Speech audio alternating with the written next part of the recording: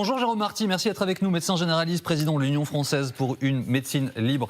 Déjà, Bonjour. première réaction, là, vous aviez peut-être vous le top 5 là, des arrêts. Est-ce que ça correspond à ce que vous-même vous prescrivez ? Ça correspond évidemment tout à fait. Et puis surtout, ce qu'il faut dire, c'est que, et c'est ce que le ministre de l'économie ne dit pas, ni même les responsables de l'assurance maladie, c'est qu'en fait, les indemnités journalières, elles ont diminué en 2023. Les arrêts de travail ont diminué. Ce sont les accidents du travail qui ont augmenté. Donc ça correspond à la lombalgie, la sciatique, les dépressions, etc. Ça, c'est plus sur le versant accident du travail. Et puis ensuite, vous avez effectivement tous les Covid longs. On rappelle qu'il y a 2 millions de Français qui ont des Covid longs. Un Covid long, c'est 6 mois à 1 an. Ça engendre des arrêts de travail. Et puis évidemment, la gastroentérite, la grippe, le VRS, le virus respiratoire syncytial, toutes ces choses qui traînaillent en été notamment, en hiver notamment, pardon. 2,4 millions de plus d'arrêts de travail en 10 ans. Si on voulait être aussi simplificateur que le ministre de l'économie, on pourrait aussi dire 7 ans et demi de macronisme. Est-ce que le macronisme rend les gens malades ? On reconnaît votre franc-parler, Jérôme Marty. Alors, pour être précis, Bercy a dans le viseur 20 000 médecins, pas tous les médecins de France, 20 000 médecins qui sont surveillés et 5 000 d'entre eux vont avoir un contrôle. Pour être très précis, ça représente 2% des médecins, Jérôme Marty. Ce que disait tout à l'heure Pascal Perry, c'est-à-dire qu'il ne faut pas non plus tomber dans l'angélisme. J'imagine que dans votre profession, comme dans l'ensemble des professions, il y a des gens qui font un peu moins bien leur boulot. Non, mais 20 000 médecins sous surveillance, je rappelle qu'il y a en gros 50 000 médecins généralistes, ce sont les médecins généralistes qui font les arrêts de travail. Ça veut dire qu'on cible plus de 30% des médecins généralistes, c'est quelque chose d'énorme. On jette l'opprobre sur cette profession qui n'a jamais démérité.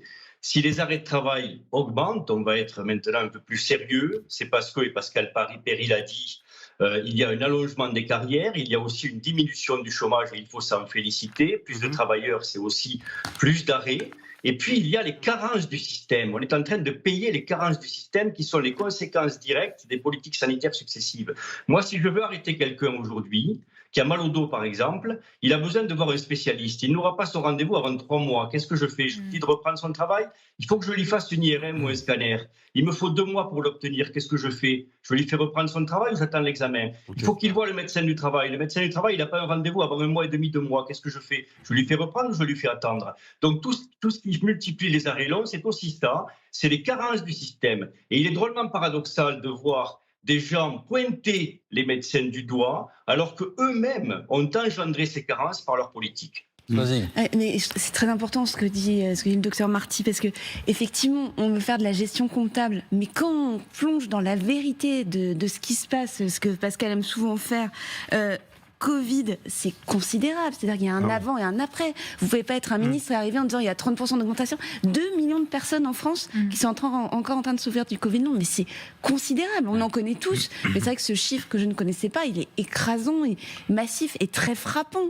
On sait ce que ça donne. C'est des gens qui ont des douleurs articulaires, c'est des gens qui sont très fatigués. Enfin, c'est compliqué. Et effectivement, tenir un discours en disant il faut allonger la durée de travail, la durée de cotisation, justement pour qu'on puisse s'en sortir, pour que notre modèle social tienne, c'était le discours du gouvernement l'année dernière, il faut que ce soit assorti de la possibilité pour ceux qui ont des soucis au travail, pour ceux qui sont malades, de pouvoir partir en congé maladie si c'est nécessaire, sans qu'ils soient pointés comme des mauvais Français qui pèsent sur les dépenses publiques.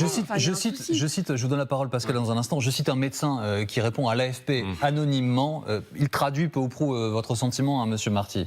On m'a demandé, dit ce professionnel, de réduire de 15 à 20%, donc les arrêts. Maintenant, dès que j'arrête un patient, j'ai l'impression d'avoir la corde au cou et de continuer à serrer. Oui, Jérôme Marty. C'est très important cette réflexion parce que vous savez, derrière les mots, il y a toujours un ressenti qui peut virer au drame. On a dans notre profession un taux de suicide qui est égal à celui des agriculteurs, c'est-à-dire 2,5 fois plus que la moyenne nationale. Et chez les étudiants en médecine, c'est pire, vous avez un interne qui se suicide tous les 18 jours. Donc qu'est-ce qu'on veut ? On veut précipiter notre médecine dans les drames. Aujourd'hui, l'exercice médical, en particulier pour un médecin généraliste, c'est une course sans fin et sans ligne d'arrivée.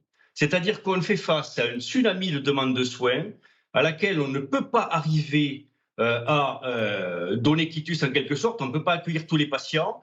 Et on a des temps de consultation qui se réduisent de plus en plus parce qu'on est de moins en moins nombreux et qu'il y a de plus en plus de patients. Et de ce fait-là, se met en place une financiarisation des soins. Vous en avez entendu parler, vous l'avez vu, des télécabines qu'on installe dans les gares, des télécabines qu'on installe dans les pharmacies, les télécabines de consultation, des plateformes commerciales de téléconsultation où on fait une consultation en 5 minutes, douche comprise, sans connaître le parcours du patient, sans connaître son histoire, avec un examen parcellaire. Et ça engendre des arrêts de travail. D'ailleurs, ça, il faut le regarder. La dérive commerciale de la médecine, elle est à bannir et elle est aussi conséquence des politiques sanitaires successives. À ce sujet, pourquoi ce sujet revient sur la table aussi? Parce qu'il y a eu un certain nombre de mesures qui sont entrées en vigueur au 1er janvier. Notamment les arrêts maladie obtenus par téléconsultation, ils sont désormais limités à 3 jours maximum, sauf si c'est le médecin traitant habituel qui a mené la téléconsultation. Et alors, il y a encore un point, Pascal, je vous donne la parole tout de suite, pardonnez-moi, je voulais juste compléter avec ça. Ça va aussi concerner François, parce que le droit français va devoir se mettre en conformité avec le droit européen sur un point très précis, c'est que le Code du travail français ne prévoit pas que le salarié puisse acquérir des congés payés en cas d'arrêt maladie qui n'a pas d'origine professionnelle. Les mots sont importants. En France, il n'y a pas le droit. Le droit européen dit si, et la France va devoir se conformer à ce droit. La France n'aura pas le choix. Conformer, c'est une décision européenne qui s'impose. Elle a déjà été budgétée d'ailleurs par les organisations professionnelles. Ce sera de l'ordre de 2,5 milliards d'euros de coûts annuels pour les entreprises françaises. Alors, j'en reviens à ce que disait le docteur Marty. Il y a deux réalités en fait. Il y a la servicialisation de l'économie française. Vous remarquez comme moi qu'il y a de moins en moins d'emplois industriels, de plus en plus de robots dans l'industrie, et finalement, les métiers qui étaient pénibles hier sont aujourd'hui les métiers qui sont peut-être les plus assistés. La servicialisation, c'est par exemple l'économie de service, tous les services à la personne. Et c'est dur physiquement, il faut le dire très clairement, c'est très éprouvant, psychologiquement et mécaniquement. Alors, ça paraît de rester derrière un guichet toute la journée, d'accueillir des gens, par exemple. Ou de garder des petits-enfants, garder des personnes âgées. Et qu'on ne se trompe pas, la société, elle a fait collectivement le choix d'une économie de service qui consomme de la main-d'œuvre, du temps homme, ou du temps femme, si vous voulez, dans lequel l'engagement est tout à la fois psychologique et physique. Et tout ça, ça va générer de nouvelles pathologies. Et puis, il y a aussi un dernier élément, docteur Marty, et vous ne pouvez pas le nier, c'est qu'il y a de plus en plus de patients qui se comportent comme des consommateurs. C'est-à-dire qu'ils vont voir leur médecin en disant « je veux ça et ça ». Alors, je ne sais pas si le phénomène est marginal, vous pouvez le dire, mais ça existe aussi.